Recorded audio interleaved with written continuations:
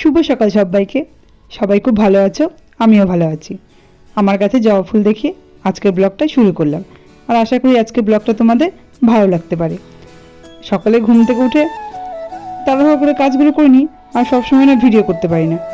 আর অনেক দিন হলো আমার কাছে ফুলগুলো তোমাদের দেখানো হয়নি, তো আজকে ভাবলাম ফুল তোলার সময় ভিডিও করে তোমাদের একটু দেখাবো। আর আজকে কিন্তু আমার কাছে অনেক ফুল ফুটেছে।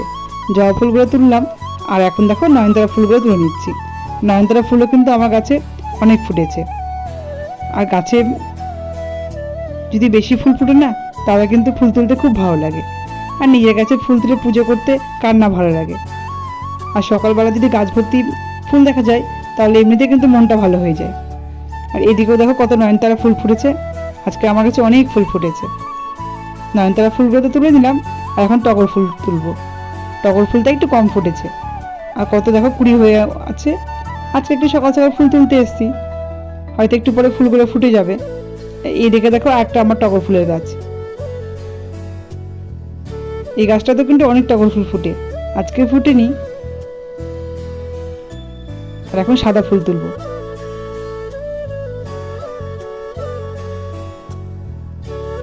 সাদা ফুল আজকে অনেকগুলোই ফুটেছে। আজকে সব ফুলই অনেকই ফুটেছে, শুধু টগর ফুলটাই কম ফুটেছে। আর তো নয়নতারা ফুলের গাছ তো আমার কাছে অনেক আছে, তোমাদেরকে বললাম। আর এই যে রজনীগন্ধা ফুল ফুটে আছে, এর আগে তোমাদেরকে রজনীগন্ধা ফুলটা দেখিয়েছিলাম। আর এই দেখো আর একটা জবা ফুলের গাছ। এই জবা ফুলটা কিন্তু দেখতে খুব সুন্দর। এদিকে দেখো একটা জবা ফুল ফুটে আছে। আর এটা হচ্ছে অপরাজিতা ফুলের গাছ। এদিকে আর একটা জবা ফুল ফুটে আছে। এই জবা ফুলটা কিন্তু খুব সুন্দর।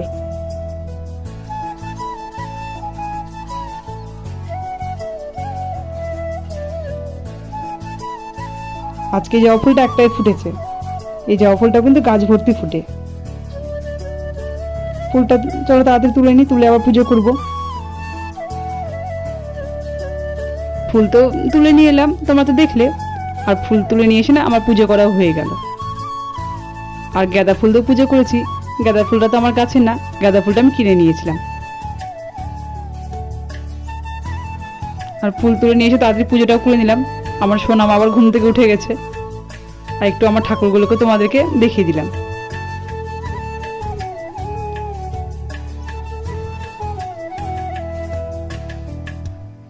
পুজো তো আমার করা হয়ে গেল।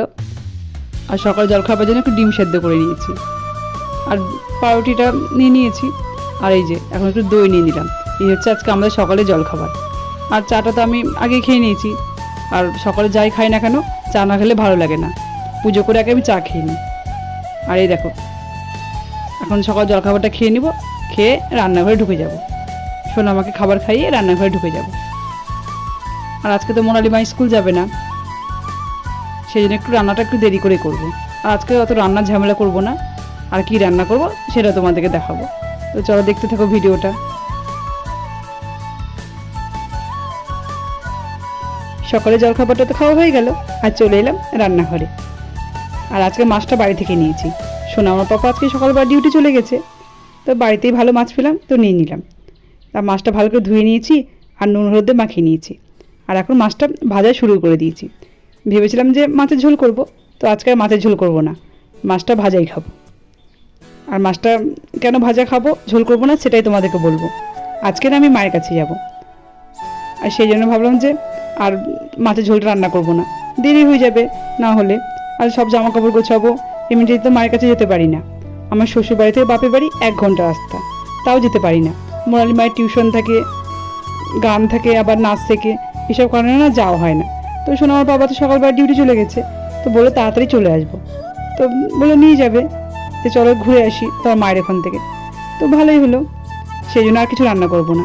আর ডালটা আমি আগে করে নিয়েছি, আর মাছের ঝোল রান্না করলে দেরি হয়ে যাবে। আর সোনার বাবা মাছের ডিম নিয়ে এসেছিলো, সেই মাছের ডিমটা বড়া করবো, আর না হলে তো নষ্ট হয়ে যাবে। আর যেহেতু চলে যাব, সেই জন্য আর কিছু করবো না। মাছ ভাজা আর মাছের ডিমে বড়া করবো। আর ডালটা তো আমার রান্না করা হয়ে গেছে। আর এই যে এখন দেখো মাছগুলো ভেজে নিচ্ছি। আর রান্নাটা হয়ে গেলে না সব জিনিসপত্র গুছিয়ে নিব।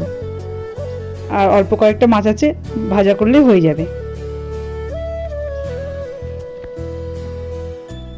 মাছগুলো তো আমার ভাজা হয়ে গেল, আর এখন মাছের ডিমের বড়াটা ভেজে নিচ্ছি। মাছের ডিমের বড়াটা তো ভাজতাম না, মায়ের কাছে চলে যাব, সেই না ভাবলাম যে ডিমের বড়াটা ভেজেই নিই, তাহলে খাওয়া হয়ে যাবে। আর মাছের ডিমের বড়া খেতে তো বেশ ভালোই লাগে। আর যেদিন মায়ের কাছে যাওয়ার কথা থাকবে না, সেই দিন কোনো কিছু কিন্তু ভালো লাগে না, মনে হয় যে কখন যে আমার কাজগুলো হবে আর মায়ের কাছে ছুটে চলে যাব, আর রান্না করতে ইচ্ছে করে না। আর মা তো জানেই না, আর মা তো আমাদেরকে দেখে অবাক হয়ে যাবে। মাকে তো বলিনি যে মা তোমার কাছে যাব।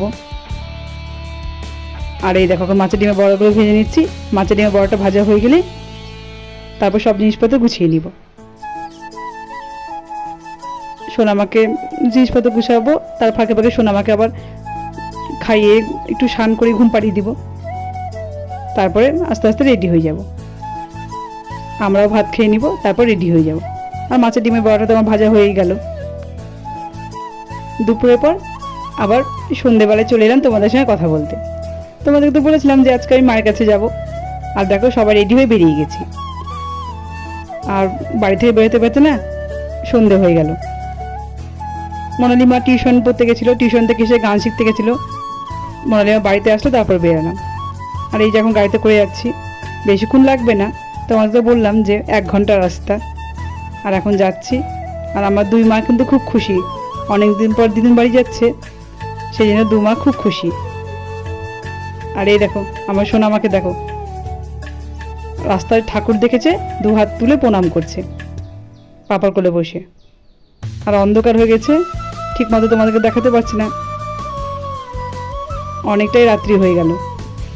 ভেবেছিলাম একটু তাড়াতাড়ি যাব, কিন্তু আর তো হলো না। তো চলো গাড়ি থেকে নেমে আবার তোমাদের সঙ্গে আমি কথা বলবো। এইমাত্র গাড়ি থেকে নামলাম আর চলে এলাম মায়ের কাছে। মা তো জানতো না যে আমরা আসবো, মা তো আমাদেরকে দেখে পুরো অবাক হয়ে গেছে। আর মা এখন সোনামাকে পেয়ে খুব খুশি। আর সোনামাও দিদিনের কোলে বসে আদর খাচ্ছে।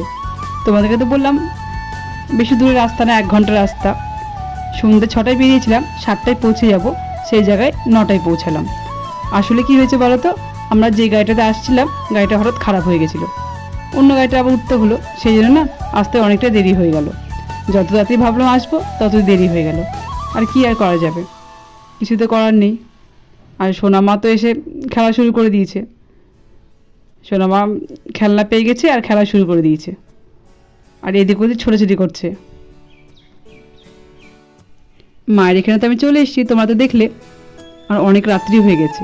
আর এখন দেখো রাত্রে খাবারটা নিয়ে নিলাম। পরোটা, মা এখানে আলু ভাজা করেছে, আর সুজি একটু করেছে, আর মিষ্টি। এই হচ্ছে আমার রাত্রের খাবার।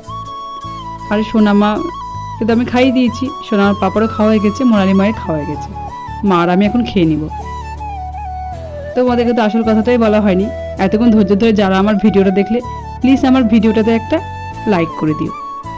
আর যদি আমার ভিডিওটা তোমাদের ভালো লেগে থাকে তাহলে অবশ্যই কমেন্ট করে জানাবে। অনেক নতুন বন্ধু আমার পরিবারে এসছো, প্লিজ আমার চ্যানেলটিকে সাবস্ক্রাইব করে দিয়ে আমার পাশে থেকে যেতে পারো। সবাই ভালো থেকো, সুস্থ থেকো। তোমাদের সঙ্গে দেখা হবে নতুন একটা ভিডিওতে। সবাইকে টাটা, গুড নাইট।